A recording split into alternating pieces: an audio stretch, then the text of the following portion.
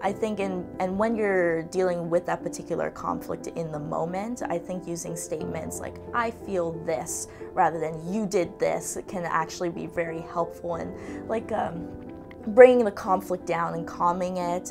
So if somebody's chewing too loud, you wouldn't say, you're the worst, like get out. You would tell them, this noise is really bothering me.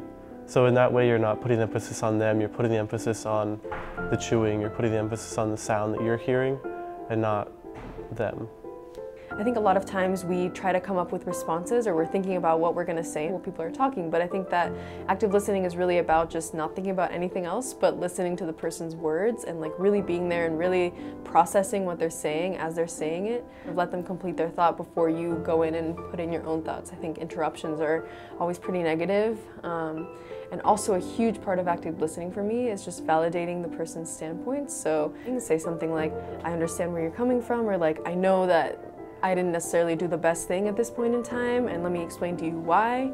And thinking about why they're saying what they're saying and trying to understand, just so you can make sure that nobody's being really defensive or really invalidating the other person, because I think when conflicts escalate, it's really when people are feeling invalidated and feeling just uncomfortable or attacked, and that's really what we want to avoid this whole time. And what this looks like is just like making eye contact with the person, nodding, making sure that they know that you're hearing them. I think it turns out a lot better if we can just validate one another and be really responsive and be really present when it comes to conversations.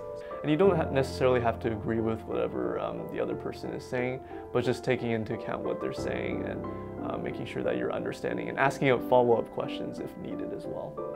A lot of times people try to communicate in really subtle ways, like maybe they put a pillow over their head, or do they do something nonverbal, and really taking that step to say, like, you're waking me up, just really saying it in a direct way.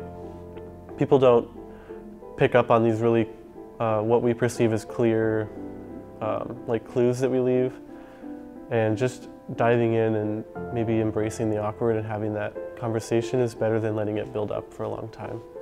Like, it's really uncomfortable to have conflict conversations, but the afterward will be a lot better if you do have that conversation, like, as hard as it is.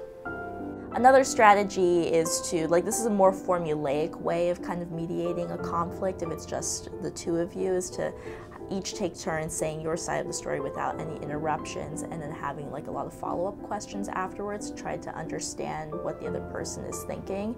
It kind of allows you to get a perspective of how the other person is going about their daily life and why that conflict may have occurred in the first place.